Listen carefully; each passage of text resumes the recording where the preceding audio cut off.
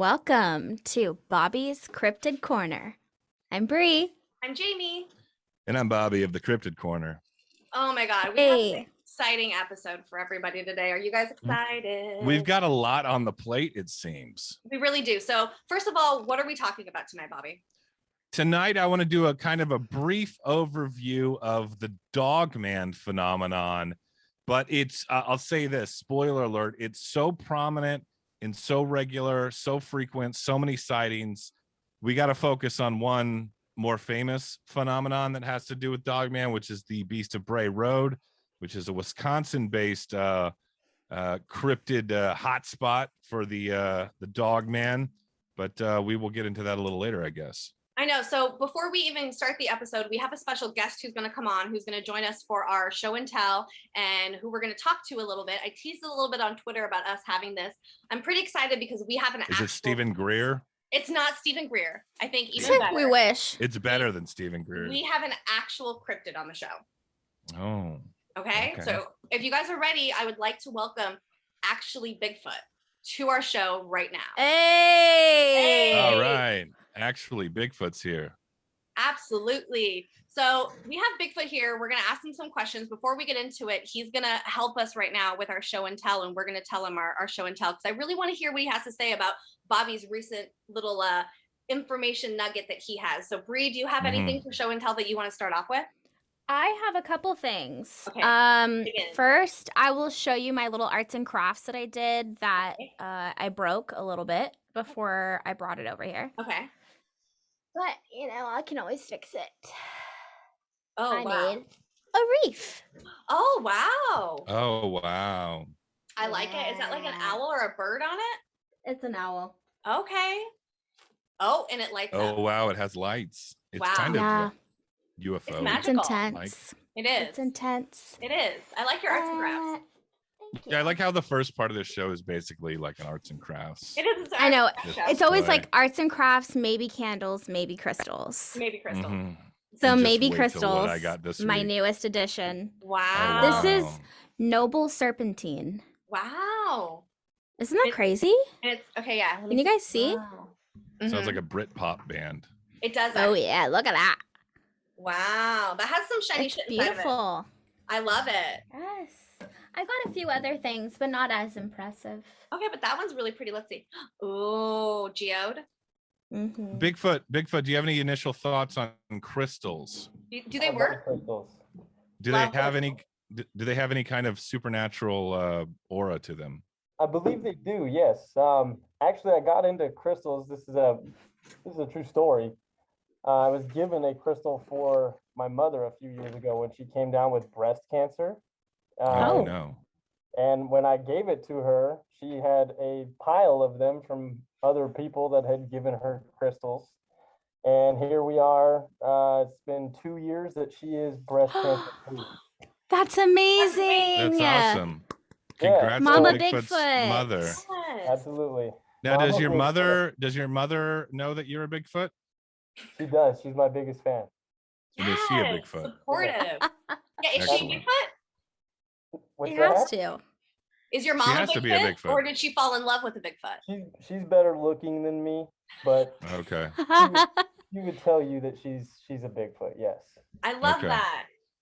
Okay. I That's like how awesome. your mouth doesn't move when you talk. It's not creepy at I know. all. Okay.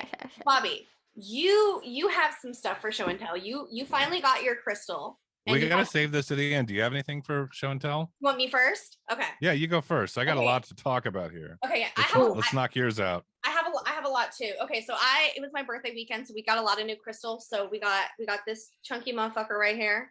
Mm. Yeah, we like that one. Rainbow. What was it, Bri? What's this one? Rainbow what?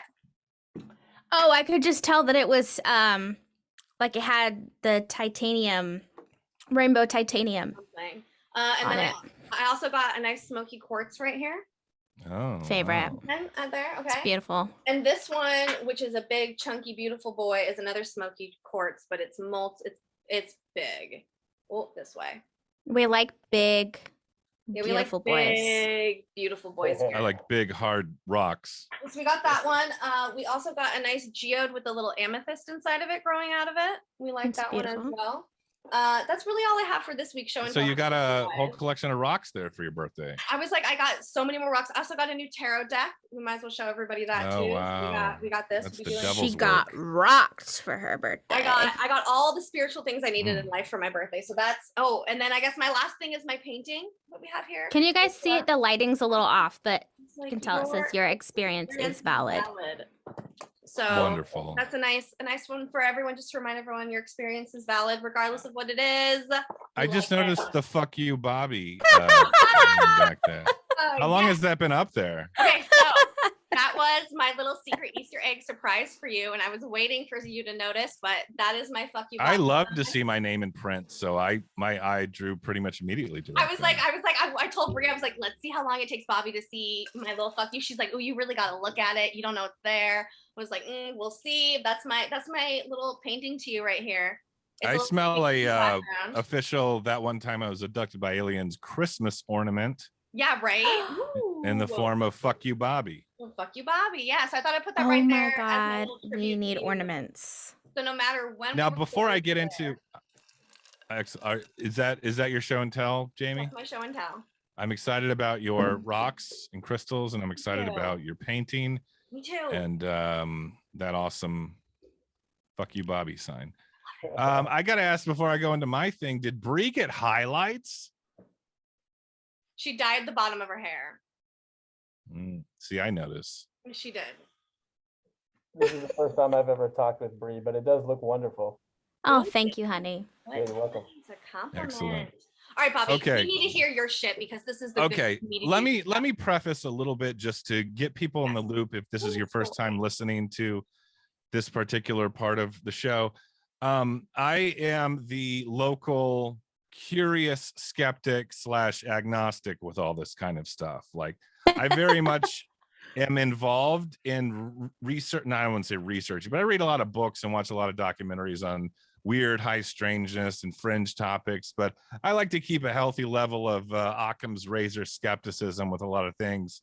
But that said, I've more or less always kind of turned my nose up at kind of new agey, hooey, California mumbo jumbo, Reiki Cali. crystal stuff.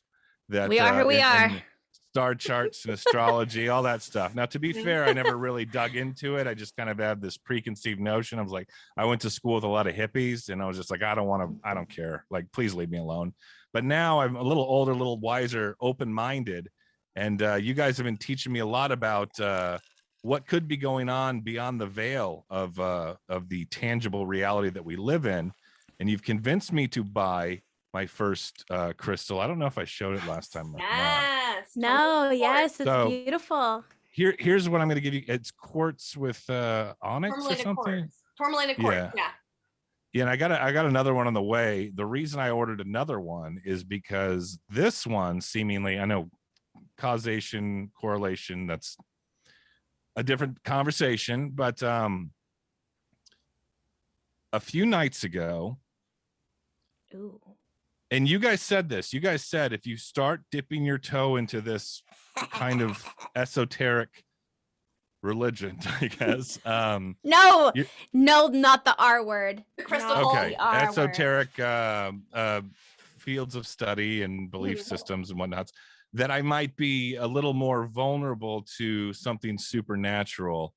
And I gotta say, whether it was the crystal or not, I did see my first UFO a few nights ago. Hell yeah. Yes. So And cool. And this is not to get UFO all the hot club. ratings for this show. Like, I'm No. completely serious. This is not a publicity stunt, and I'm not selling crystals. I'm not going to be pitching UFO summoning crystals, which would be a good marketing idea. It really was. But anyway, I was out front in my yard on the phone, and it was one of those things where I realized just how real it is when people talk about when they see something bizarre, how they're like, hey, I don't like, there's a reason you don't pull out your phone. There's several reasons why you don't pull out your phone and take a picture of it. First of Mhm. all, by the time it registers in your brain as to what you just saw, like, it's long gone. Mm-hmm. Because and not only that, in this particular case especially, it was so quick, there's no way I could have done it in the first place. All I saw, okay, I live in the suburbs of Austin, Texas. I can see the city skyline. There's a lot of light pollution. There wasn't a lot of stars in the sky just because of the light pollution, maybe way off in the distance behind the house or something. But anyway, I'm just kind of like on the phone, and all of a sudden I see this green beam of light zip by super, super fast, like faster than anything I've ever seen. My first thought was it wasn't even like a oh my God kind of thing. I was like, oh, that's cool. I just saw a shooting star. Mhm. And then a few seconds later, I started to kind of digest what it is I had just seen. And I was like, that's not a shooting star. Shooting stars aren't green and quick like that, as far as I know, at least. And it seemed relative. It's hard to tell elevation from the sky versus the ground, but Mhm. as far as I could tell, it didn't seem like it was like way off in the cosmos either. It seemed like maybe it was about, I don't know elevation, but it wasn't where the stars normally are. It's a very tiny green light that, and then it had like a little trail, a little green laser trail to it, almost like the entities of interdimensional or cosmic mystery were just giving me a little wink, saying, "Hey, I see you. I see you got that crystal. Now it's time to show you what's up." Yes. Yeah. So I mean, I can't think of anything that it could have been like. There's no satellites that go that fast. I mean, Or if it that was are a shooting green. star, Yeah. if it was a shooting star, it would have been a lot higher, I think, and it wouldn't have been green. So it is what it is. I don't know what it was. As far as I'm Mhm. concerned, if we're going on the literal definition of a unidentified flying That's object, exactly what that was. that's what I don't know if it was aliens. Who knows? But it was definitely something that I believe was summoned to some degree by this weird rock that I bought from China on Etsy. Yes. So What do you think, Bigfoot? Yeah, what do you think, Bigfoot, I need your thoughts on this. I think it was Alien Travels from Instagram. Have you seen him? No. Yeah, look up Alien Travels. I used to hang out with him a lot, and I've been searching for him recently. It was probably him. He's green. Okay. Ooh, I like that. So look at that. You got some supernatural poltergeist activity back there. Ghost here, you guys. It's fucking That's funny. My monitor, my secondary monitor just collapsed right before I got on the air with you guys. So there's something in the air tonight. Yeah, and my fucking microphone stopped working. There's Yeah. some fucking spooky shit going on here, guys. I think Bigfoot brought his like magical His A game poltergeist shit. energy. Bringing things up. What were the ghosty pants? The Fresno Nightcrawler paintings that we did. Those Yeah. ones. So when I did mine and I put it on the wall, on my creative wall where I put Mhm. all my crazy paintings, and I was gone this weekend, and Josh was like, did you forget to like actually attach it to the wall? Because when you were gone, it flew off the wall and fell, and it freaked me out. I was Dude. like, Oh, This that's some this ghost is shit. this is a reoccurring theme. Bigfoot, let me fill you in a little bit on a history of how this all started. These ladies are very much into UFOs, aliens, that kind of stuff. My kind of ladies. What's that? My His kind kind of ladies. Yeah, they're not crazy at all. No. They like to party. Yeah. my name's was in Bri the- and I party. No, they're like the good kind of crazy. I'm gonna put the shovel down and stop digging a hole No, right Bri, now. I'm having I love holes. crazy. Just keep Yeah, digging. yeah. We just negated half the audience. I know, right? So anyway, one theme that we're trying to explore here is, it's time to stop tribalizing high strangeness. It's time for the meeting of the minds. It's time for the cryptid community, the UFO community, the ghost community, the fucking I don't know, what are those little zippy things that Bri likes, the little Force? rods, the rod The community, rods. whatever it is. It's time to come together and see if we can find some common threads, The clowns. something overlapping here, shadow people, whatever it is, and see if we can see if these things are related, because I think on some level they are. I think that the context or the frequency or the interdimensionality of these things are somehow more or less related. Or are they summoned by similar things, right? I don't know. But the division is over. The division is over, but I will tell you, Bobby, that when you start to do things that are more aligned with your path and start kind of traveling a little bit into the unknown and breaking out of that box, things like that will happen to you. Mm-hmm. And I think that you said it perfectly. It was like a little wink. Mhm. And winks will nod. continue to happen.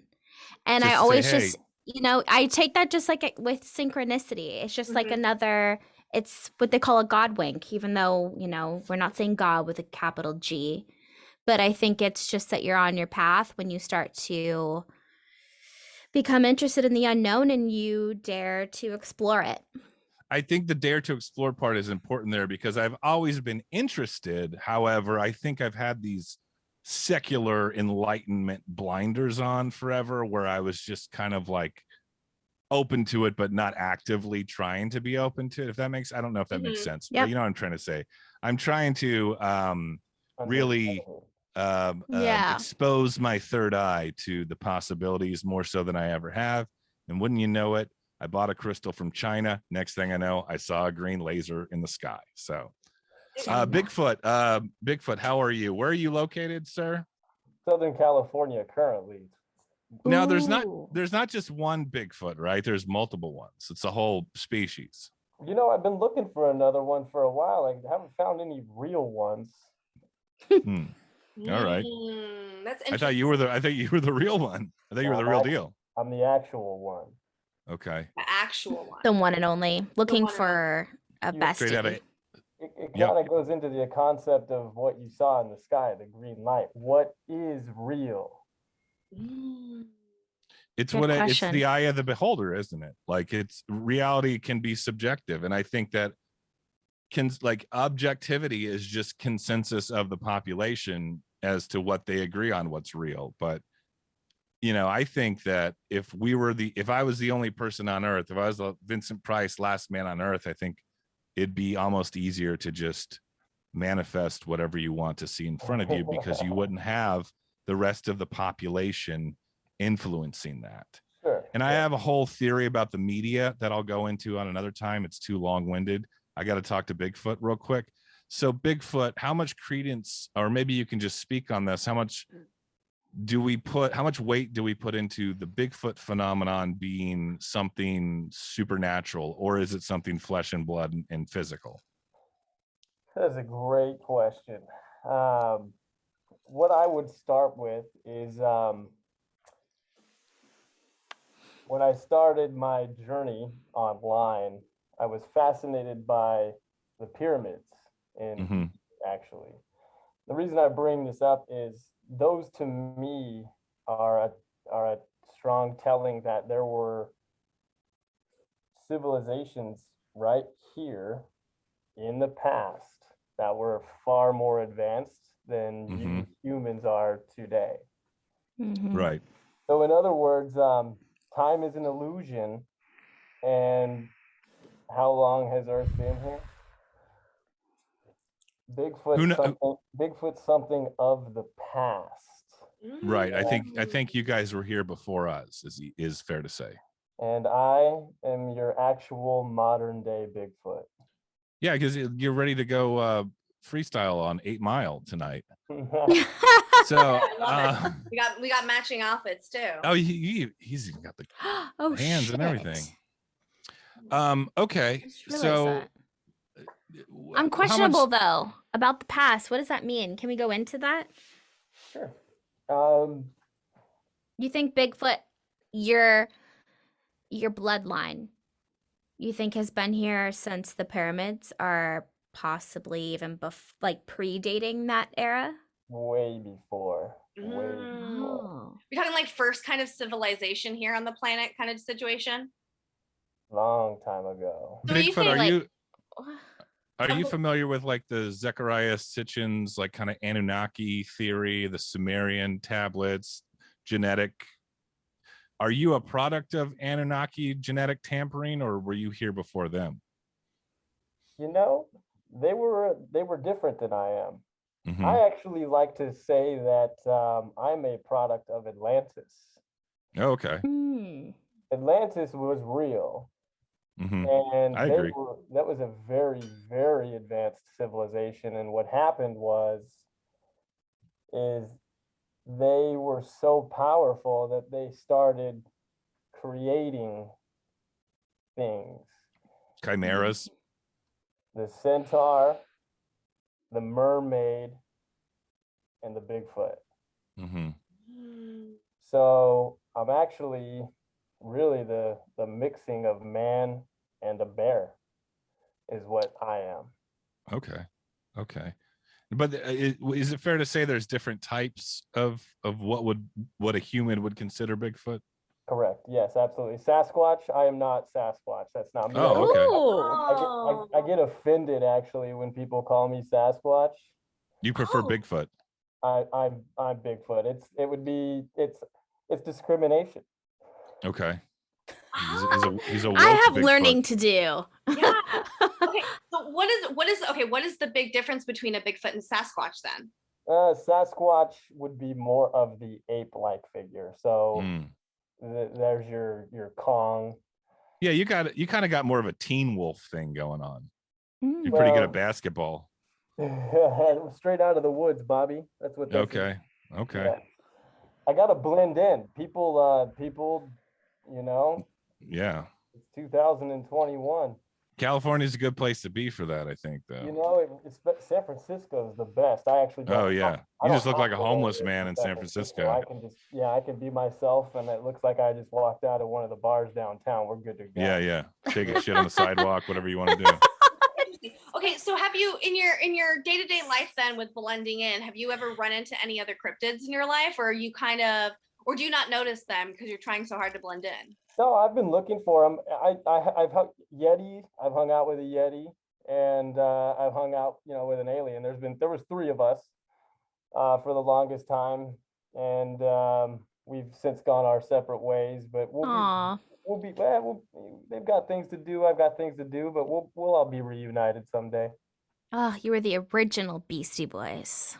Oh wow. Wow, Bri, that was good. That was a slow joke. Now, Bigfoot, you have a Instagram account, right? That's correct. Bigfoot_actual. Yes, sir. All right, I'm following right now. Yes.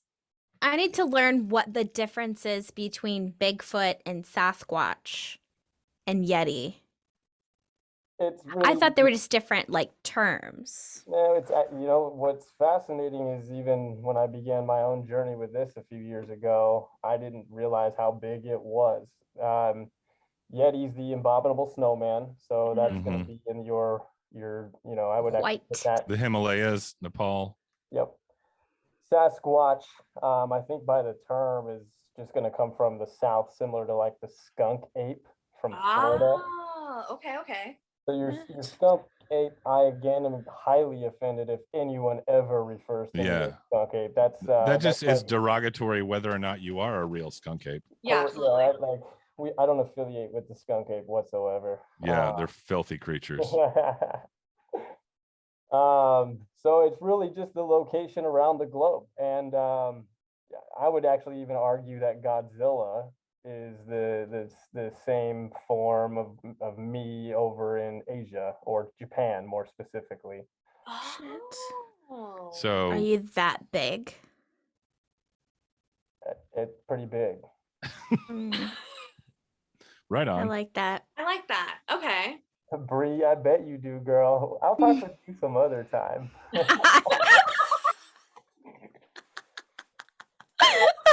Cool. Bigfoot's on the show tonight. Sorry, Bobby. He's spitting mad game at all of us, really. I like it. It's good though. Okay, so do you have a cryptid out there that you really want to meet that's like one that you're really searching for? I would like to reunite with Alien. I've been looking for him for a few years. What happened is my original alien friend, he is doing whale tour guides actually right now. He goes from Mexico to Seattle and Hawaii following whale migration paths. Cool. It honestly sounds like a very alien thing to do, if I'm going to be real with you, because I feel like aliens, especially little green men, like to be little observers of things. So looking at whales sounds like something that'd be perfect for him. He loves it though. Unfortunately, he's almost always out of service. He likes his privacy. So I like that too. Out at sea, no one can reach him.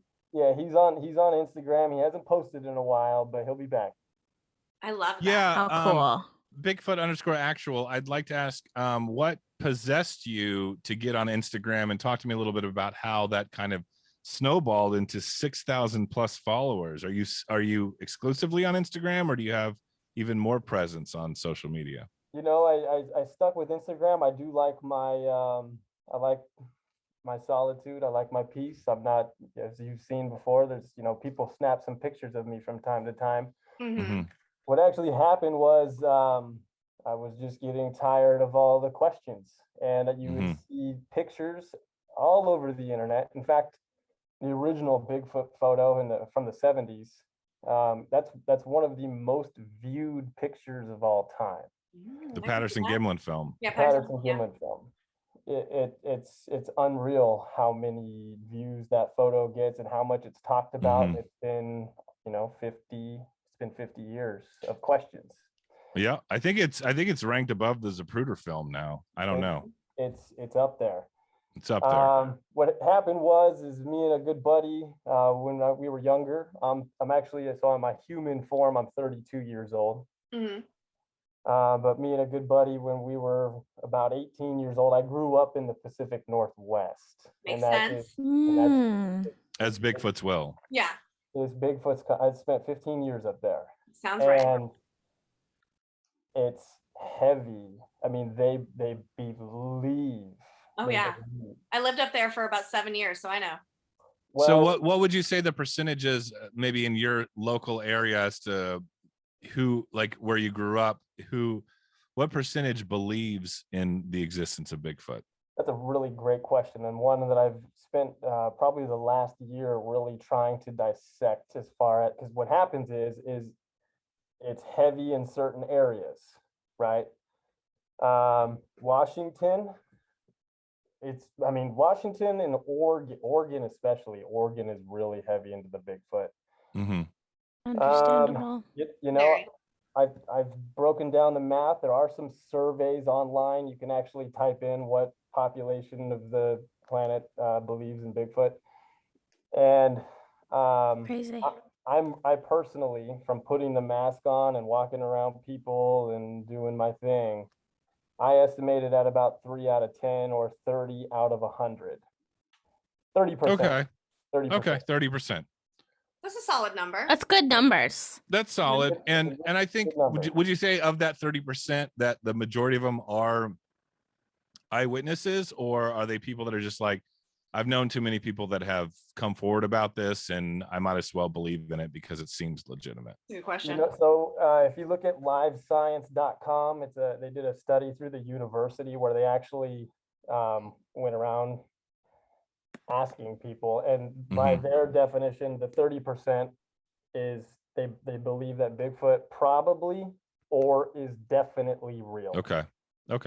And then they also found in Canada, it's one in 5. So wow. I'm surprised. So yeah. I thought the numbers would be higher, in all honesty.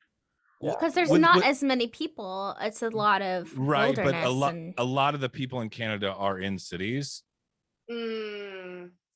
Like, because there's not as many people in Canada just in general. I think it has like the population of like LA or something stupid small like that. That's nuts. How? So yeah, and it's a vast wilderness, but I would argue the majority of people in Canada obviously live in, Vancouver, Big Montreal, Toronto, Vancouver, Calgary. But they're very recreational. And they go out. They're very much in the forest. That's true. Because even in the cities, I found a lot of people, I grew up in the woods and moved to the city, so there's not anywhere you can go to say, it's really hit or miss. But in the cities, there's always going to be that person. Yep. There's always that person. That person that scoffs at it, you mean? I got that in the beginning, not necessarily a scoff. That it was actually more of a fear, where it was more like people didn't, Now, when you sensed the fear, were you wearing the Bigfoot costume at the time? That's his real skin. What are you talking about? My suit, it's my suit. I was, but you know, and that was the thing. It was almost like it was an experiment, really, to see how people treated me differently than they do in real life. Okay. My human form is much different than I am here. It's now Bigfoot actual. I know you are a real Bigfoot, but have you ever seen any other real Bigfoots when you were living up there? I had not. No, I had not. As soon as I put on the suit and looked in the mirror, that was the first Bigfoot I had ever. Okay. I've always said that I don't know, you know, if you look at this from like a zoological standpoint, it's probably pretty fucking dangerous. But if you watch those shows like Finding Bigfoot, they're always like trying to come up with weird ways to conjure a Bigfoot into their camp and whatnot. That show actually inspired me to do what I'm doing. Okay. I watched that show a couple times, and it honestly it was so stupid in my opinion. Yeah. No, you're probably right. Well, and you know, the thing that like baffled me was that it made it 9 seasons.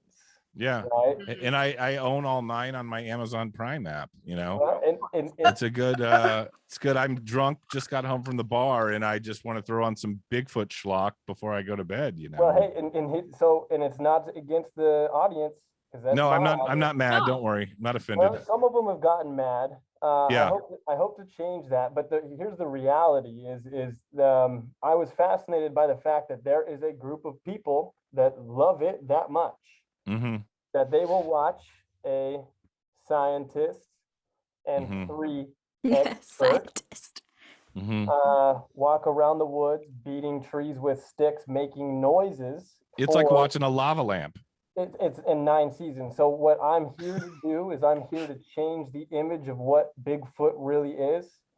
And I am going to do what Christian Bale did with Batman, where at some point here in the near future, you will see Bigfoot on the big screen. Oh. And it's gonna take over the world. Now you're speaking like you live in California. Very much. No, but what I was getting at is like the thing with television, whether it be UFOs, Bigfoot, ghosts, whatever, it's kind of a double-edged sword, because I've worked in television. I know people that work in television. I know people that have worked on ghost hunters, and you get red-pilled real quick about that. It's like, it's all kind of bullshit. Like they all kind of embellish things and like edit it creatively to make it keep the audience coming back for more. You got to sell a story. You got to show some weird stuff, whether weird stuff happened or not. And I totally get that. And, you know, it is deceitful, at least to some degree, but the popularity spreads in the way that you were talking about Finding Bigfoot, to the point where the phenomenon itself can kind of, virus and become an interest. And then next thing we know, we got you on Instagram. And meanwhile, you're going, that show's stupid. However, it inspired me to do what I'm doing. 100%, because someone had to do it. Everyone was asking for it. Yes. I mean, it's low hanging fruit in my personal opinion. I agree. Well, I was in the Redwoods a couple weeks ago. No joke. You drive up and down the highway there's a Bigfoot in front of every single house that you pass by. Whereabouts? Or in the Redwoods. Like a wood cutout or some sort of reference. When you say Redwoods, I think somewhere in like California, like Sierras. Are you seeing a real Bigfoot? Humboldt County in Northern California. That's exactly. Yeah. Right there. Yeah. Well, what I was getting, I would. There's statues. I mean, we're talking like full blown. I mean, it's a passion. They love it. Well, and that's what. It's interesting that it's in that area too, because one thing I know about redwoods is redwoods are some of the oldest trees on this planet. So it's interesting that you have an area that's so heavily populated with some of the oldest things in the world, and they're so heavily influenced by their love of Bigfoot. Well, and the trees there are, they call them giants. Exactly. Could it slight be like side not an side omen? topic. Have you guys read into the like theory that forests aren't actually real? Like forests are actually, like what we see as forests are actually just like the small saplings of real forests. Like at one time things were much bigger. And the Like redwoods it's are like a remnant leftovers? of the redwoods are a remnant of the old world of how forests actually are. Used But to like, look like? Yes. I've heard yes. that So before. like when you go into the woods just in your neighborhood or whatever, that's just like a very, very young Small version of it. version. Yeah. Because if you go back in time thousands of years, they're actually much bigger. So what we call forests throughout history aren't Are considered really way, way small. I understand magnitude. what you're saying. Yeah. It's like a playground. It's kind of a fun rabbit hole. But what I was getting at earlier is like these finding Bigfoot people or whoever's on TV are always trying to come up with weird new ways to summon a Bigfoot. I always say, why not just get the best makeup artist in Hollywood to get some 7-foot tall guy to dress like Bigfoot with spirit gum and a fur suit, and we'll run around in the forest and see what happens. Yeah, just get it over with already. And no one's ever done that. No one, I don't know. I've always thought that What would do you be mean? it'd be kind of dangerous, I guess. Like, You know what's you mean funny like say he that, runs around to Bobby? see if that- he comes out? Yeah, like if let's say Bigfoot has, I don't know, infrared type vision or something. When they see the silhouette of a normal human being, they're just going to be like, oh, those are just people knocking on trees trying to summon us or whatever, and they're going to run off. But if you have a real silhouette of what seemingly looks like a real Bigfoot, you might get a little more action. Things coming a little closer. But Mating season. Then you might get mated with or beat up or whatever it is. Could you imagine? So it's a risky endeavor, but it's an idea. That's smart, Bobby. I like that. I like to think outside the box. I like that. What were you going to say, Bigfoot? I was just gonna say, Hollywood doesn't have to go out. Well, the 7-footer, there's a movie coming out. It's called Bigfoot Famous. If you look that up, Bigfoot Famous. It's about an influencer that goes out into the woods to regain her fame, and by filming Bigfoot, they take a costume out and run into the real thing. Oh. Interesting. I think what you're seeing now is that things are cyclical. Amen. Kind of the same concept as it's been about 50 years since the Patterson footage. Right. And one thing we like to talk about, and we're definitely going to get into it when we talk about Dogman, there's always these watershed famous encounters, which I like to call them like dam breakers. They just break the dam. It becomes part of the cultural zeitgeist. And then more and more people either see it or come forward from having seen it in the past, because it almost gives them that green light or that permission. The courage, It's yeah. like, oh, I'm not actually crazy. Other people saw what I saw, or I saw this thing that I saw on In Search of with Leonard Nimoy, and it's a thing now. And as we give that power, both more people will come forward with legitimate sightings, and then on top of that, the more we feed into that as a culture, more sightings will manifest, whether it be naturally or some sort of psychic manifestation as well. So Sure. Totally. Anyway, That's Couldn't agree deep. more. so Bigfoot actual, are you getting is you would be considered a social media influencer? Are you capitalizing on this in any way? Are you making you have like a Patreon or anything? That's a really good question, because initially when I started this, I didn't think I would continue. I went on a adventure with a good friend of mine, and it was supposed to just be kind of to keep things fun at the time, but I saw that there was something to it. So what started out as a joke kind of turned into an experiment. Within the last year, it was kind of like, where do I take this? So recently I'm actually working on a children's book. Oh, cool. About Bigfoot? It's going to be used. Some of the pictures from my account that you see there are kind of inspiring the storyline. But I'm going to be doing a book series with Bigfoot, Alien, and Yeti for kids. I'm going to start with the kids K through 12. I'm hoping to have it published by Christmas. How cool. I'm currently looking for an illustrator. So if you guys know anyone, Ooh, yeah. Bobby actually might know someone. I might know some for you. So that's where I'm looking at. I can do it. And initially it was kind of more of a movement. I knew that I didn't have to work on getting money in the beginning. It was more about building this idea that Bigfoot is real. Bigfoot is out there. And he has an Instagram account. And if I actually love the accounts that are selling t-shirts and selling this, because I push them, I help them. It helps me at my end goal. My end goal is to be on the big screen. I'm gonna do what Christian Bale did. I'm gonna take a cartoon kind of joke style. They have not done a Sasquatch or Bigfoot film that was not a joke. It's all been, Harry the Henderson, or just bad schlock horror movies, or Finding Bigfoot, right? It's really, to me, I see an easy flip where all you got to put, Lord of the Rings, J.R.R. Tolkien. Well, and especially in today's world with all the stuff that's going on, like what a perfect climate and a perfect time to have something like that, because the world is so receiving of that kind of stuff right now. So what a better time than now to do something like that? It couldn't be a better time. It might be the perfect time, really. Now, Bigfoot, It strikes me, were you a theater kid in high school? No, I wasn't actually. And actually, I never,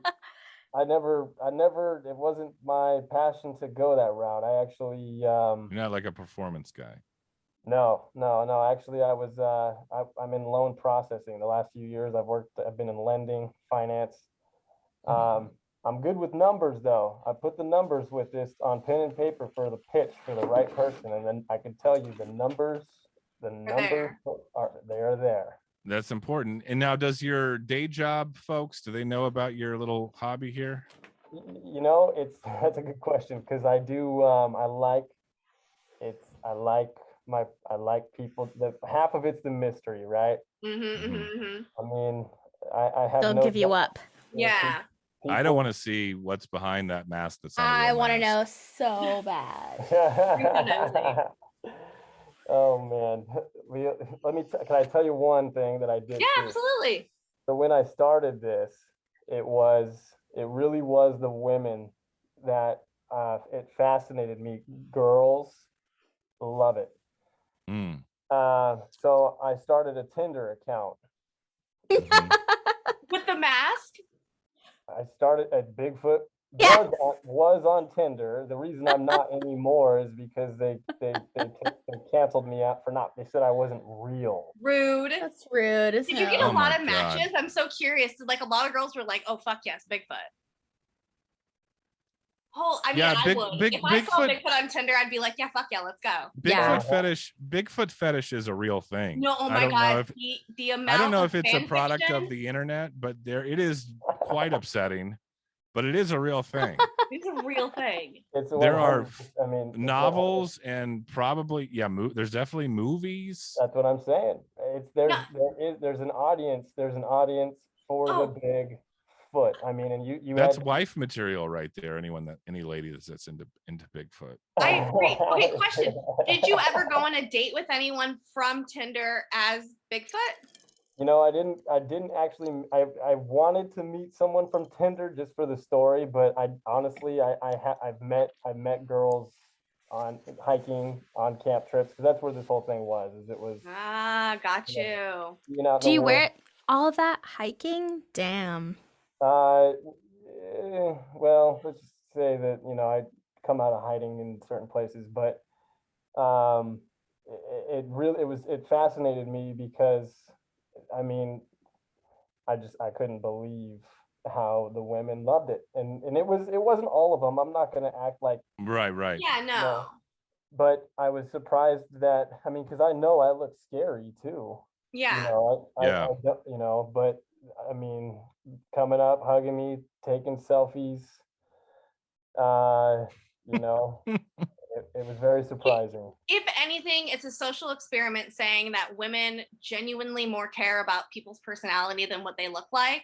They're more interested. They definitely see somebody who's dressed up in a Bigfoot outfit and they're like, I want to know who this person is. Or they're more interested in something that's pure, unadulterated, brutal, primal, or that impulsive, fucking there's animalistic. Nothing wrong with that. Yeah, throw me some dick kind of situations. Yeah. Jesus Christ. Anyway. Okay. I love that. I had another question, but I lost it. After that one, of course you did. Oh, yeah, I'm getting a lot. I'm just going to do a quick plug for myself. I'm getting a lot of vibes. Jaimie, you know what I'm talking about. My co-host on my other show, Not For Everyone podcast, he is a clown. He dresses like a clown and runs around town for very similar reasons as to pick up weird wild women. Just The weird wild women. Too. No, I like mean, he's not. Women. His record's not great as far as something stable. No, but still, he gets laid dressing up like a clown. He has fun. Yeah, he has a good time. So, you know. But yeah, it's that same exact idea. He puts on this persona, and then women are like, "Oh my god, who is this character? I'm so interested." It's almost like a guy. You know, the guys in the '80s that were like, they would just like rollerblade or roller skate with like a snake around their neck. It's like that thing where it's like it's big dick energy. Absolutely.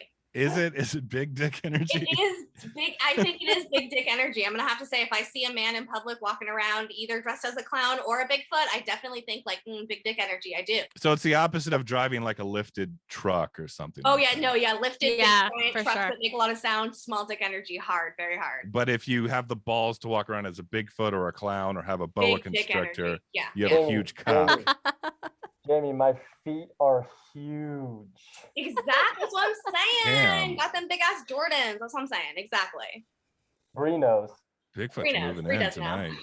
Look at her. She's all trying to Miss Scorpio over there. She's like, there's nothing wrong with Primal. And then she wants to hide. I gotta go change my pants. I know, Jesus. All right. Do we have any more questions for Bigfoot? We really got to get into our guide. We gotta have Bigfoot back. That's all I'm saying. We have to have Bigfoot back for more episodes. I couldn't fucking agree more with you. So, Bigfoot, can everyone find you on Instagram one more time? It's at Bigfoot_actual, right? Bigfoot_actual. Yes, that's correct.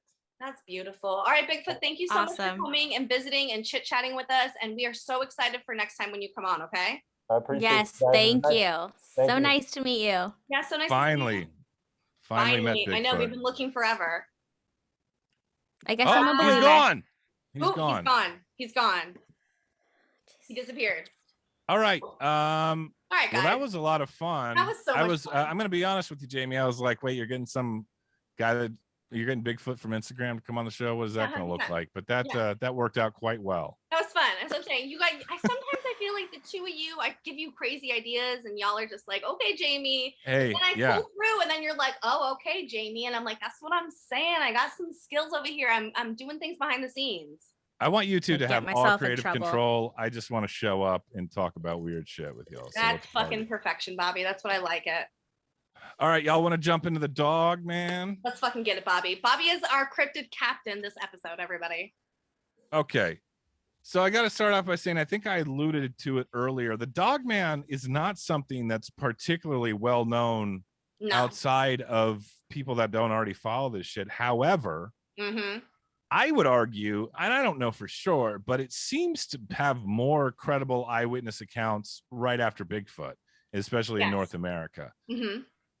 So we have multiple diverse and seemingly credible eyewitness accounts. A lot of this research came from Linda Godfrey's book, The Beast of Bray Road, as well as the Small Town Monsters documentary by the same name, which I highly recommend. Just throwing that out there. So we have a lot of different diverse eyewitness accounts of 7 to 8 foot tall, piercing eye shine, a lot of times described as red, the head of a wolf or a German shepherd standing on 2 legs, but have been reported to drop onto 4 legs. And a lot of reports actually describe them as being on all 4s. But even when they are on all 4s, the size is just so jarring that the witnesses can't seem to chalk it up to something found in nature, like a normal wolf or a coyote or something like that. I'm going to say this right now. That's pretty much, we'll get the skeptic shit right out of the way. That's pretty much it's misidentification of some sort of creature that's very canine-esque. Okay. So I don't know. I was going to have another question too. To me, also, dogmen sound a lot like fucking werewolves. Right. Yeah. So we have similarities stories are way too similar for them not to be the same thing to me. You're 100% right. It's a perfect segue. We have stories of hellhounds, lycanthropes / werewolves, dogmen. These all date back centuries. There's ones all throughout Europe. A lot of the modern mythology itself comes from, kind of European roots. And even the term lycanthrope is, I think it's a Greek myth of Lycan, who was a guy that Zeus turned into a wolf-like creature. So This is like deeply rooted in like the human consciousness, the dog man. When you think about dogs, it's like I look at my dogs and I'm just like, you really are man's best friend. Like, look at you. Like, Yeah. like you would be lost and worthless in the wild without me, right? Because we just Mhm. whatever like bred them. They're a part of the human experience, or canines, right? And whether that be a friendly pet one that you have, that I found out recently that white people generally are the ones that let dogs sleep in their bed, and I always Yes. thought that was normal. That's But a very few of normal. my Hispanic friends are like, that's fucking gross. I don't know what's wrong with you. So Really? yeah, isn't that weird? So anyway, I've slept my dogs sleep in the bed with me, all of my dogs. yeah, why would you have a dog if you don't cuddle with them in bed? It's like the whole thing. It's like my child. They're pretty yeah. much worthless without that. Yeah, it's like, what am I gonna do? On the circle, total side note, there's a lady who wouldn't let her dogs kiss her on the mouth, and I thought that was weird. She was like, absolutely fucking not. I was like, what is wrong with you? My dog. I know. And Josh was like, same. And I was like, I think we're too afraid of germs in general. Yeah, agreed. Whatever. Everyone just calm the fuck down. You know, So, go ahead. I just think people have different types of pets. When you like truly like love your pet, you think of them as like another addition to your family and not this is an animal. Yeah. And then there are people that are like, this is an animal, but my protector. So then those are the people that have their dogs sleeping outside. Awful. And they don't really come inside. It's like they're just there for protection. Or they got it and they're excited to have a dog, and then it's like a new toy. It just gets thrown outside. That's always sad too. And that's disgusting. Yeah, I agree. And or those people that just put them in kennels all day and stuff. I'm just like, I'm sure they can handle it psychologically better than like a human could, but still, like, that sounds awful. Yeah. Anyway, like let them free. Back to cryptids, guys. So as far as like these things are found like literally or documented or spoken about in folklore, like literally all over the world, except for like Antarctica. But as far as the North American Dogman or werewolf, what is happening? Jamie's whole wall is fucking coming down. It really is. Is that? If you just listened to the audio version of this podcast, I apologize for the inconvenience. She's probably just not hanging them properly. You need more than one hook. There's like I do one on every corner. There's 4. All right, well, yeah, but they're just hooks. Well, you figure that out. I'm gonna keep going here.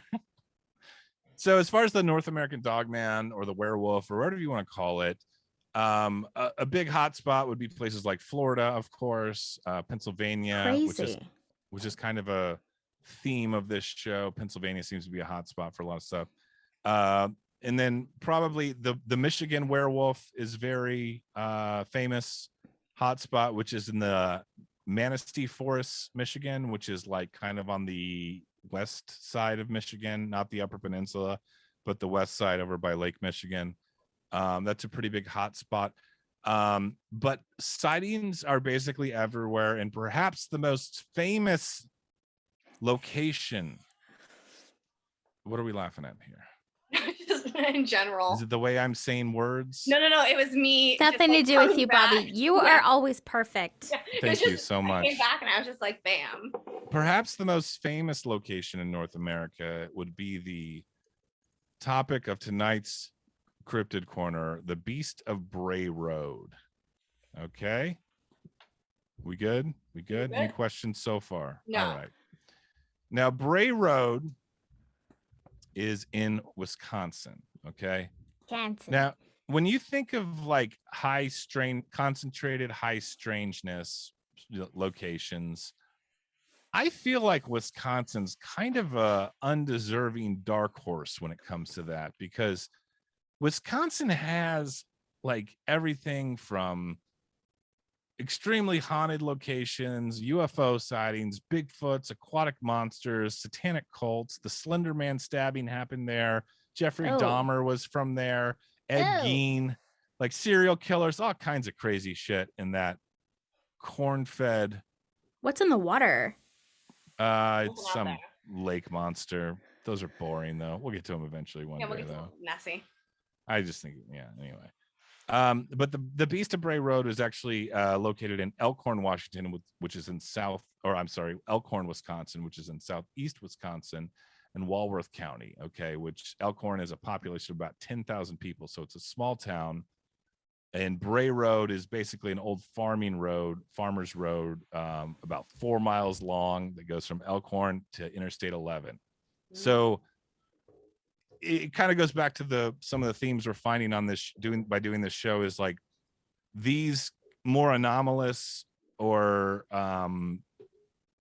like the nucleus of these phenomenon is in a very specific location. And that's not to say, like I said, the Dogman is sighted all over the world, but this is, for whatever reason, this particular instance is in a very concentrated, relatively small stretch of road and fields and farmland. So let me just show you guys. Yes, please. What we're dealing with here. Share screen. I love visual aids. We're gonna go to the map. Okay, so here is Milwaukee, Chicago, right down in here. Okay, we're gonna zoom in. This is Elkhorn. It's basically just a town off the side of the interstate, and this is Bray Road. Elkhorn here, like I said, it's just about four or so miles all the way up to Interstate 11 here. So a lot of these sightings are located around there. Okay. We good so far? Yes. Yeah, it's interesting. Feel free to interject whenever you're ready. We should try to triangulate the phenomenon. Well, let's look at this real quick. Can you see this other map? Oh yeah. You can? Oh shit. Yeah. Okay, so this are those all sightings?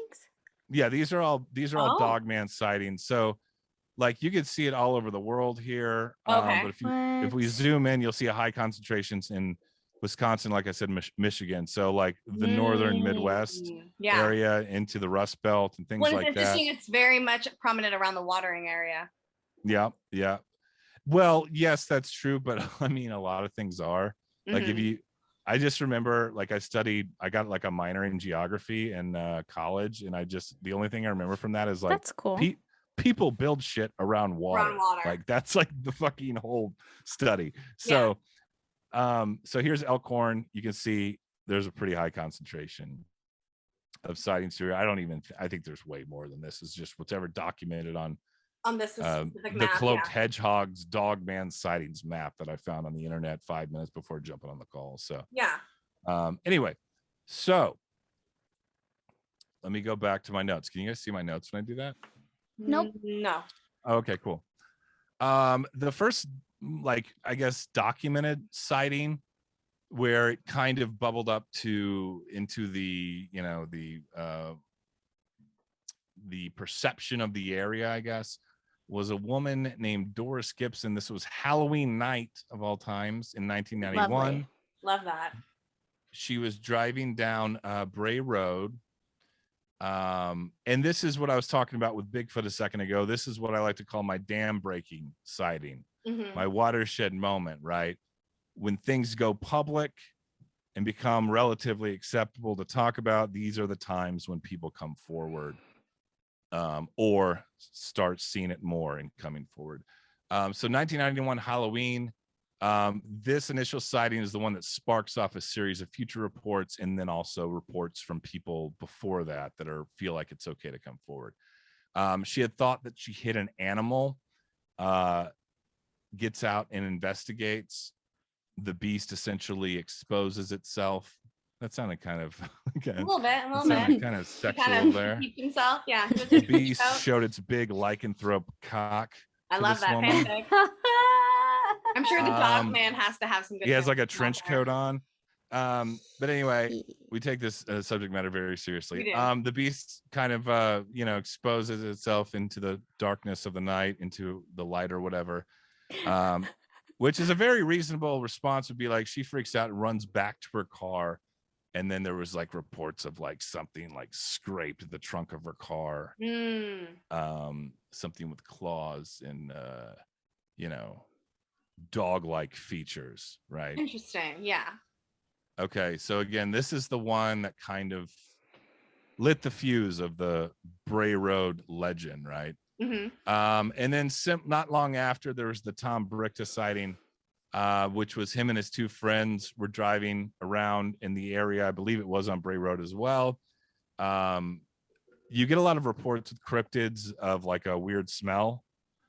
And I would say that weird smells are something involved in the paranormal in general. In general, I was going to say absolutely 100%. You see it with cryptids, it can be something natural, right? It can be a wild animal, but I feel like there's always reports of weird smells, like what do they call it?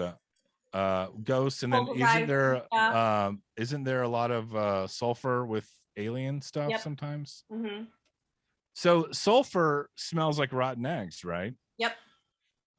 Sulfur seems to be a red thread motif through a lot of, or the smell of it at least, through a lot of these things. I don't know what that means. I just kind of realized it as we're going along here. Stridus. Rotten eggs, right? Okay. So they have this weird smell. They're driving down the road and they see this weird grayish white hairy arm reaching out, scratches the car, right? Okay. Then there was another sighting not long after that by Lori Andressi, I believe is her name, driving home from work. As she's driving by, she sees something kneeling down in the ditch by, if you drive down like farm roads, there's like cornfields or whatever to the right, and then there's kind of like a flood controlled drainage ditch kind of thing. So kneeling down in there holding some sort of fresh kill, right? When this account was reported to this dude John Fredrickson, who I believe was like a local newspaper guy, someone like some sort of official guy. I probably should have looked that up before I told this story, but anyway, make up a name. As that was being reported, at that moment, a bunch of books started flying off of his bookshelf in the office. Oh shit. So again, the theme of this show, we want to explore where that Venn diagram is with high strangeness. It's really weird, right? Like this stuff is like, it's so tempting to go, even with something like Bigfoot or Dogman.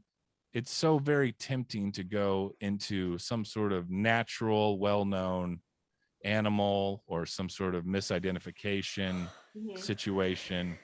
But then you get all these motifs of various paranormal activity that go along with it. True. It's such an interesting thread that the more and more we're digging into these cryptids, the more and more we're coming to these conclusions of like, we're seeing all these similarities with inside of them. So you start to see, like you were saying, Bobby, that watershed kind of moment of that sighting, and it released all these other things. So is it in fact that you have it just being on everybody's radar now, or is it because everyone's believing in this watershed moment in the Dogman legend that now it is manifesting itself and more people are having experiences? And I mean, that's the ultimate question that we bring up almost every episode, is like, we have our watershed moment where it gives it credence for people to come forward and talk about it. But again, the more energy that the local concentrated population puts into this legend almost gives it power to a degree. And I don't know. I think that when you put the archetype of the werewolf into the locals' psyche, like it's in the media, like, okay, well, this is this thing that happened that bubbled up and put us on the map more or less, and it's kind of part of our town lore now.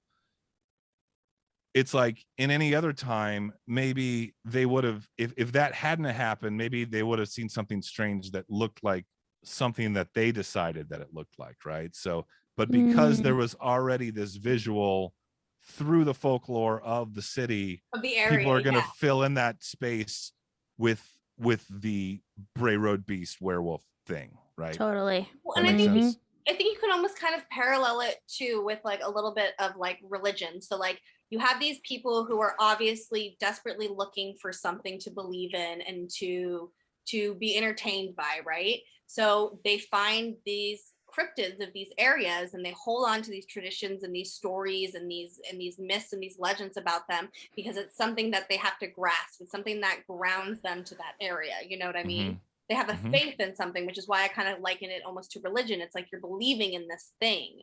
It's real to you, regardless of whether or not it doesn't matter outside of the world, but it's almost like this human nature to gravitate towards that kind of behavior and to looking to something like that, that you're, well, I'm from this area, so this is what I'm into, or I am dedicating my life to looking to Bigfoot, or I'm dedicated to Jesus, or whatever it happens to be.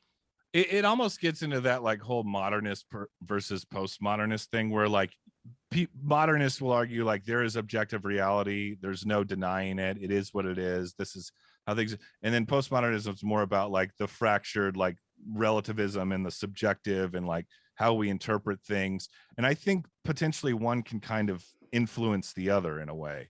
And I think that's one of the things we're coming to realize too, is like I think that people can believe in things and make them, you know, appear into reality to some degree, you know. And I think that they're more collective consciousness or collective consensus puts energy into that, it becomes even more and more profound, and that's how we shift, you know, worldviews and what we accept to be real and not real and things like that. So yeah, I think that religion is probably a classic example of that, but I think it can go into something as silly as a small town in Wisconsin thinking they have a werewolf. Exactly. Right. Yeah, I wonder how many times that people have actually been seeing a Bigfoot, but it's so close. They just see like a hairy figure that then they name it different. Yeah, like using Bigfoot as the example is, you know, you can go back to the 1800s and find reports of wild men, and like they didn't have the name Bigfoot. They didn't know what gorillas looked like, for that matter. Like they didn't know how to describe this thing, right? So it's like the visual definition of whatever this thing is not even remotely been, their mind hasn't been acclimated to that possibility. And whenever we acclimate people's minds to these types of niche possibilities, we fill in the paranormal with whatever that is that they were previously exposed or told about, or, you know, this is what it is kind of thing. I was gonna say, because it seems like when I was looking into this, I saw a lot of similarities of the kind of Bigfoot. The only similarity I didn't necessarily see between the two is like this cryptid tends to be a little bit more aggressive, a lot of more reaching out, clawing at things, where Bigfoot is more like, ooh, I'm shy, don't look at me. But it definitely seems like almost when they're talking about these body shapes, I could see somebody confusing like a Bigfoot and talking about it looking like a dog. You know what I'm saying? And it could just be a really big dog. It could be. And like we're gonna have a really fun Factor Sci-Fi, I think, at the end of the show because of this. But the accounts, especially, I mean, not just this one, but just nationwide and worldwide, are really, really fucking consistent. And again, it goes back to what I was saying, like everyone knows what a dog is. A dog is man's best friend. So we see this beast and we have this genetic memory of things like dire wolves, or, you know, the wolf has always been kind of the representation of like in the wild, that's one of the predators that you want to avoid. Like we have something to fill in the gap of whatever it is, assuming it's paranormal or something like that. It's like our brains need to process it into something. Okay, let's go with Wolfman. Okay, so here's my question then. So are you telling me that like along this theory then, your idea is that there's some sort of a creature, species, whatever out there that is like this giant fluffy brown thing that we as humans, depending on where we grew up, fill in the blanks of what we think it is? Yeah, I don't know if it's even giant, brown, and fluffy. I'm just saying that, well, maybe it could be. Yeah. I'm just saying that let's assume that this is something supernatural. Okay. If it's something supernatural and we don't have the visual equipment to perceive what it is we're looking at.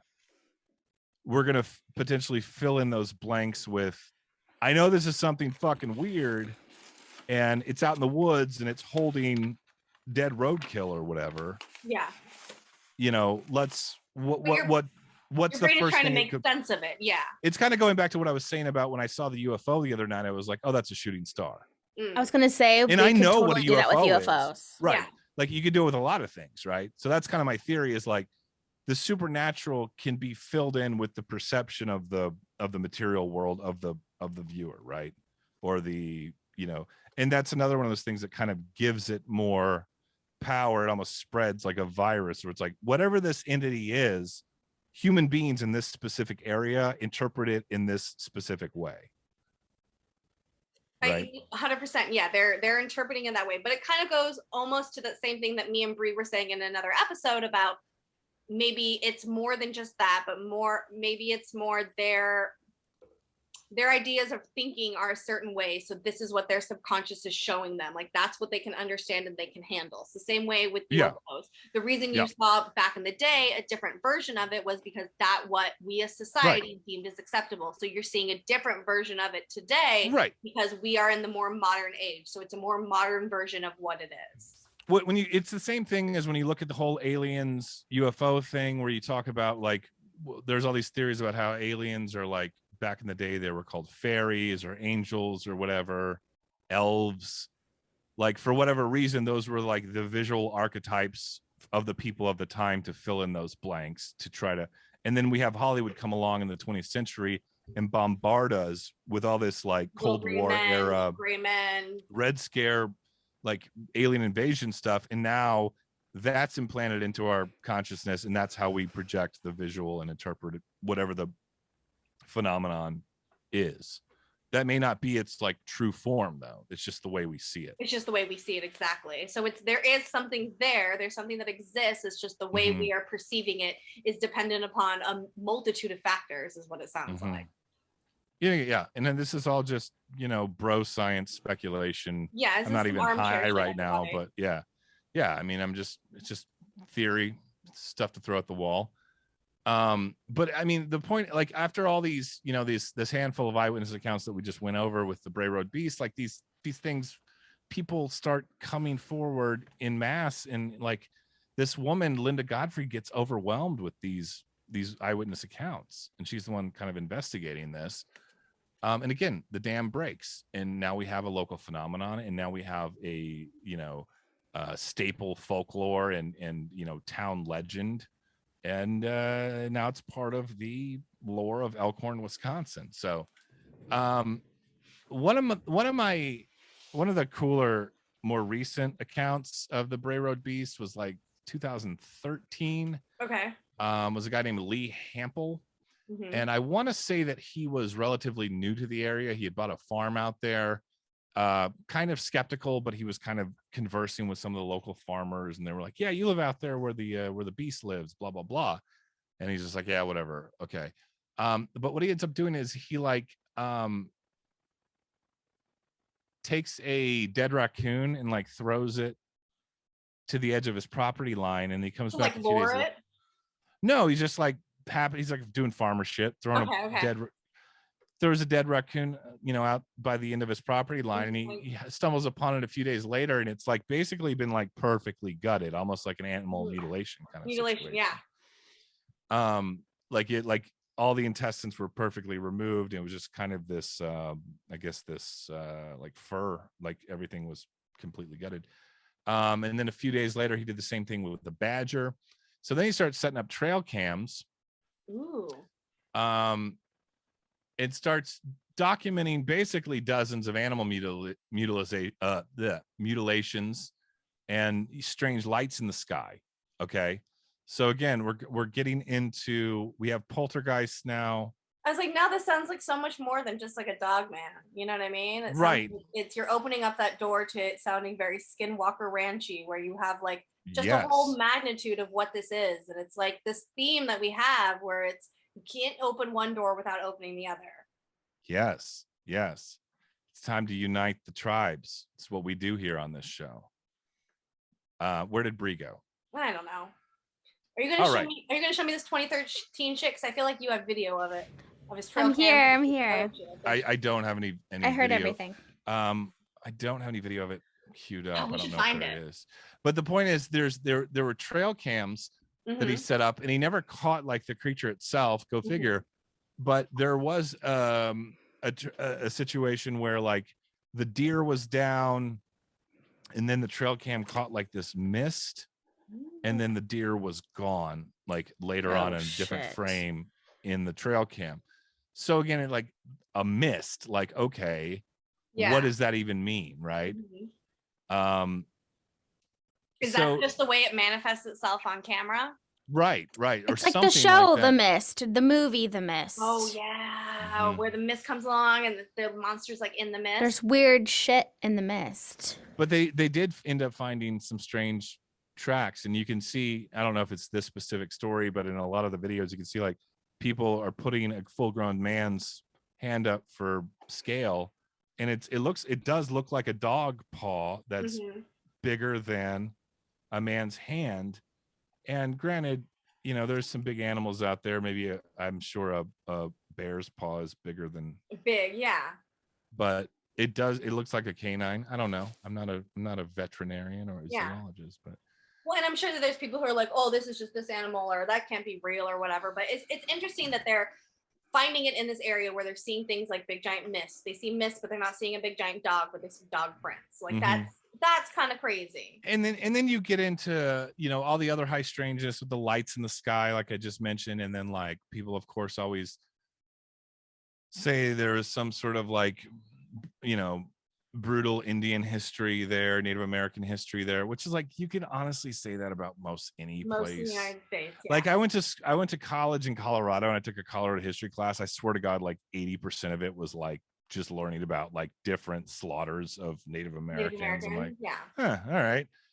So I mean, I don't, you know, it is what it is, but and apparently I want to say the Bri family farm was built on something. I don't know, don't quote me on that. I feel like that's something I read into as well. It's built on something, some sort of Native American site. But now we're kind of getting into the more supernatural side of things with the lights in the sky and the mist and the, you know, all these things we've been talking about. What's interesting is, you know, one of the themes we see with the Dogman versus something like the Bigfoot. Yes, there are aggressive, interrogative Bigfoot accounts, but a lot of times with the Dogman, people are saying like, this thing was fucking evil and aggressive. I was fearing for my life. Like that seems a bit more frequent in the eyewitness accounts versus something like Bigfoot. A lot of Bigfoot people are just like hippies. They're like, oh, they were just like curious forest apes that were like checking me out and blah, blah, blah. And then there's other accounts of like one witness was saying like they were driving their car up to like 55 miles an hour, and this thing was like keeping pace with them parallel and like looking into their window aggressively and stuff. So all of this, that Skinwalker before too, that people have said that like the Skinwalker was outside of their window keeping pace. So it sounds almost to me when you're talking about too, about when you're introducing these lights and stuff into the situation, that you're getting more in that Skinwalker territory as well. That and also a Skinwalker are more aggressive.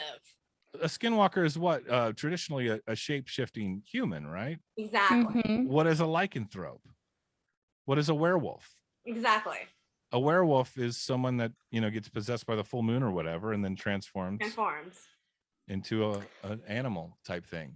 I just wonder how much of all that is projected, though. Maybe again, it's because they in the area they see it as a Dogman and not a Bigfoot, so they're projecting that fear onto the situation. Sure. Definitely a possibility. One explanation is we look at all the patterns of supernatural, different genres of supernatural activity in this entire state, let alone this region. In the 80s and 90s, granted, that was the height of like the satanic panic stuff, and maybe people were trying to look more for things, assuming that they were real. Again, it could go back to what we were saying earlier about, I was like, if enough people believe it's real, it's real. But there was a lot of reports of satanic rituals in the forests and stuff. mangled carcasses and bones of animals and things like that found in kind of weird Yikes. ritualistic setups. So a lot of people think, and you'll hear it a lot if you listen to shows like Sasquatch Chronicles, they'll have a lot of Dogman sighting accounts on there. And a lot of the Dogman is like, no, this thing was a demon. It seemed like a demon. Like it seemed demonic to me. It seemed evil. Okay. So then I get into like, I get that from a certain perspective, because like morality, like what makes us human and separates us from the animals, right? Well, that's a cliche. Morality is a product of being able to control your like impulsive or instinctual or animalistic, desires, whether that be to kill or fuck or, hurt people, whatever it is. That's all evil would be that out of control, and then morality would be that under control, right? Which is so stupid, actually, when you say it like that. Okay. No, I mean, like it's crazy that that's what we. That's what it equates to. Like, yeah, yeah, because it's like it's such a fine line, I think. Yeah, of course, and that's like the plight of man, right? Is balancing. What do we do as humans to cooperate as humans and make sure we're not overstepping our bounds into the, freedoms or autonomy or whatever of other humans within the collective, whereas we have this animal instinct that really wants to completely manifest and just, there's arguments where like evil, the concept of evil is found in nature as like really a survival mechanism, right? Yeah, it reminds me of Satanism. Right. Or like Satanism would be like you're just giving into the id, you're just doing what you want. Sophism, yeah. like give into your impulses, do as thou will kind of stuff, right? And that all kind of overlaps with this, I think. So if we go into the idea that I guess like the skinwalker approach, like of this particular cryptid, it's like we have this, if we say it's some sort of shape-shifting human situation, it's just the repressed animalistic instinct, coming out full force and concentrated into this physical form where you're just running around and, eating animals and snarling at people in Mazdas that drive by in the cornfields,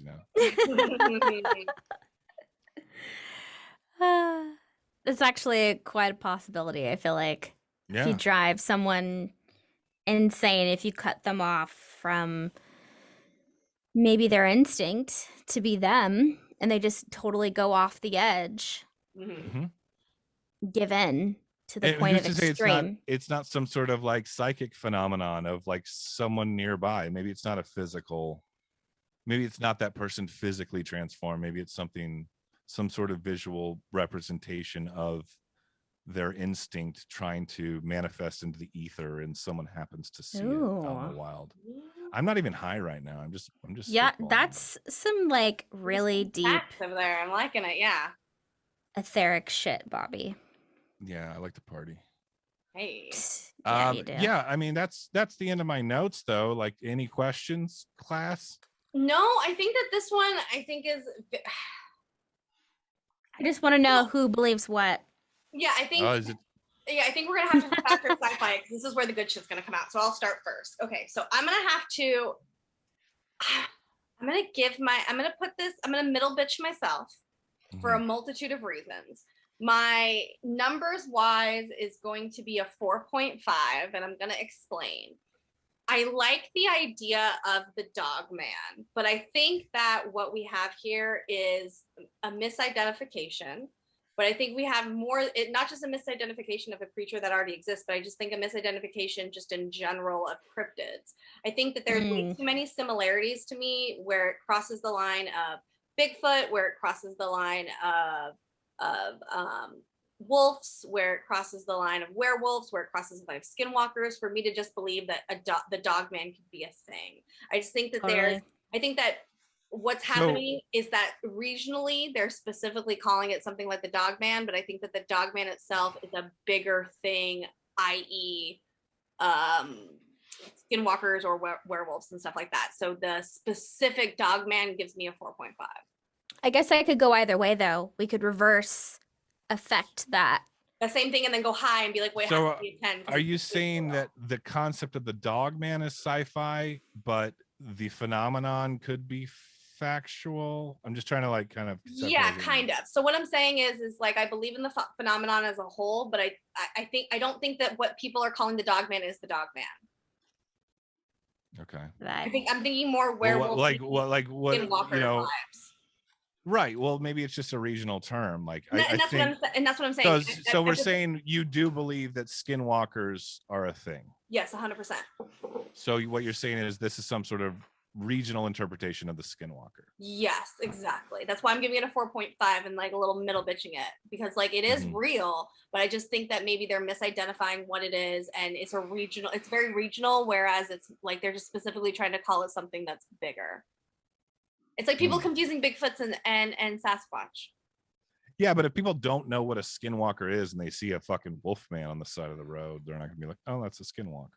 And that's exactly my point of what I'm saying, is it being like kind of like a misidentification. So Misidentified. I don't think It's the Dogman, misidentified according to Jaimie's to terminology. me, yes. I don't think the Dogman is its own cryptid. I think the Dogman is a different cryptid that's been misidentified.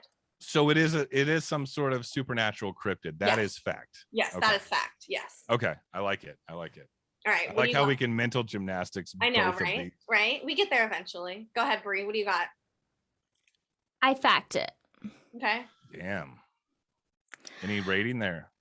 Because I fact it like an 8 out of a 10. Because I think that with anything, there's variations of something. Like there's never really just one true species of anything. Mm-hmm. There's variations. And so if we are to believe in Bigfoot, I feel like we should believe in Dogman. And I like this. You're kind of going the Fuck opposite yeah. of what I'm saying. So instead of, you're giving it a high score because of that, and I gave it more of like a low score. Yeah, because I don't think it makes sense to just be like, there's for sure a Bigfoot, but like Dogman is just misidentified. I think with everything, there's different variations. If we're to believe in creation, there might be like a focal point of something, but then things shift and they breed and it morphs. And as our thoughts morph and it gets passed down through other people and the collective and all of that stuff, things start to, I think, change and group into other things. Mm-hmm. So I can't just be like, this is true and this one's not when they're that close. So what you're saying is you believe in Bigfoot now? She's always believed in Bigfoot. Not on that first episode. I know that, not first episode, but she tried to fight me on that one too. She was like, no, I didn't say that. Look at her. She's contemplating. You just said Bigfoot was real. I mean, we talked to him. He was a nice guy. That's what I'm saying. Yeah, I don't. I'm definitely giving this more credence than probably any of the other cryptids we've ever talked about, with the exception of maybe Bigfoot. Okay, all right. I don't think we factor sci-fi Bigfoot though. I don't think we did. No. But I'm gonna go like very similar to Jaimie's interpretation. Like, I think it is. I don't think it is. We're gonna bond on that one. Wow. I don't think it's something physical that just kind of like dicks around in the forests of Wisconsin, and you know what I mean. Like, I think it is something ethereal, and I think it is real. And there's just too many sightings. And granted, there's a lot of easy meat for the skeptics to chew on as far as wolves or whatever. But I don't know. There's something in me that says this is fact. I'm going to give it a 7. I like then it. You're siding with me, not with Jaimie. But he's siding with my idea of it. Right. I'm agreeing with Jaimie in the sense that we just have different terminology for different phenomenon in different geographic regions. for sure. I think It's all three of us are probably in a skin- agreement it's- that's what it is. It's at least a cousin of the skinwalker, I think. Yeah, it's like there's some overlapping going on here. I think that's like that with everything. And I mean, who's to say we didn't invent all of it to begin with? I think we invented everything. That's what I'm saying. Yeah. We're giving it physicality. Mm-hmm. It could Really? just literally just be idea swimming, and we've pulled it to manifest. Mm-hmm. Or it was just written into our simulation, guys. I mean, the possibilities are endless, and that's why we're talking about all this. That's what I love about No. the rise of, you know, things like The Secret, as cheesy as that kind of is, or like, you know, law of It is, but attraction the type idea stuff, behind it is very true. I was talked to and someone today on simulation Twitter about theory this. and breaking the matrix and all that Mhm. stuff. People, when people first started investigating these types of phenomenons, that was not, I would argue that wasn't really something that people knew about to consider, right? Yeah. For sure. And I think that there's something to that when we subscribe to our ability for our minds to project and create things to appear in front of us, or an outcome that we strive for to manifest in the future or whatever. Like, it's all very psychic, and it's all very it's of our own accord. Like, Creation. and I think a lot of people are better than other people at controlling that. And that's why I'm dabbling with crystals. I was just gonna say, Bobby, so it's interesting that you say that, because I think that people do a lot of manifestation without realizing they're doing manifestation. And I think that 100%. I do. your UFO sighting is one of it. I think that subconsciously you needed to buy a crystal to let your brain know that it was okay for you to witness aliens. You know what I mean? You, Mhm. in turn, by buying this crystal, let you manifest your first sighting of a UFO because of doing that. Whether it's because the physical crystal itself is what did it, or it was just the act of you doing it. Right, You are right, right. manifesting that path and that life in front of you This- right now. Like Whether it was this his permission slip. Exactly. whether this crystal was a placebo or not, a placebo still has an effect, right? It's still Exactly. And that's what it comes like down a to. talisman. And that's what it comes down to. It's more than just like this weird magic shit that's happening. Like there's something on a deeper level that's happening, whether it's placebo or not. You just gave yourself permission on some level to let this into your life, which is why it's happening. It could have been a crystal. It could have been some fucking drugs. It could have been literally anything, but you happen to chose the path that you chose, and it's happening that way. It's the relationship between the objective cosmos or matrix or whatever and your own mind, and how that interacts with it. And sometimes you need some sort of like channeling mechanism, whether it be conscious or subconscious, to kind of like start to penetrate the two worlds between the mind and the outside world. It's going to be interesting to see going forward, like if you start to have more and more frequent sightings now, or they get more and more like bigger, because I know like when I first started in Bri 2, like my sightings were a lot smaller and they got more and more significant as that kind of went on. And like I know like my biggest, most significant one is the one that I saw with Bri, where it was like literally right in front of us and like staring into our souls.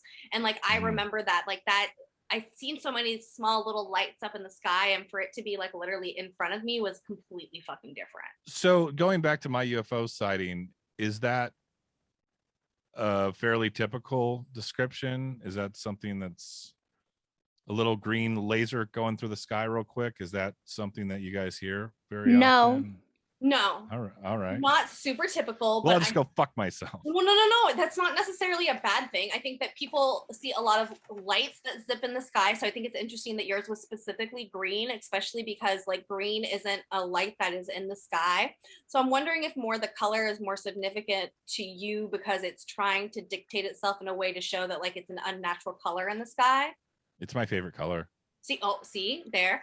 So I think that again, when you have these kind of sightings, it can be a lot more personal. Alien green, like lime green. Because like lime green's my jam. Yeah, it was like that's my favorite. Yeah, me too. It was like a bright kind of neon green. Yeah, so I think that there's layers of that inside of it had a that tail you have going on. So I don't think that there are a lot of UFO stories that we hear that have these similarities and people see the similarities in crafts. But I think that that's when we look more at the nuts and bolts side of the UFO world. And when you start to listen to people's more personal experiences, you start to hear things that are like, it was a certain color, it did a certain thing, because I think it's tuned in more personally to you than you realize. Whoa. All right. So you're all hating because it's all like, I I'd don't like see what to everyone else sees, but manifest more zeros in my bank account. don't If we anyone fucking has any- all? Ching, If ching, anyone ching goes the has money. any tree. advice there? All the things I see, money comes to me. What's that fucking TikTok? Ching, ching, ching goes the money tree. Every time it ching, money comes to me. It all flows in so abundantly from the top, left, right, and from under me. Wave, wave, wave, I'm a money wave. Money flow, money make. Flowing in and out, plus money saved. Debt, debt, debt, all debt is paid. Ching, ching, ching goes the money tree. You can't sing it over and over and over again. It comes in so abundantly. From the top, Manifest left, that right, shit. and under me. Yeah, you kids and your hip hop. I know, right? All right, guys, that was a fun episode. We love you all. Happy Halloween. We will see you guys after Halloween. We love you. Not You for will? everyone podcast. Yeah, the next one won't be out until after Halloween, but maybe. You're going to be Oh gone in my Disney. We have things that we got going on. Check Yeah, out we Not went- For Everyone podcast. Make sure you check out Bigfoot _actual on Instagram. I'll link everything down below in the link on the audio only and the video. We love you guys. Goodbye. Bye. Goodbye.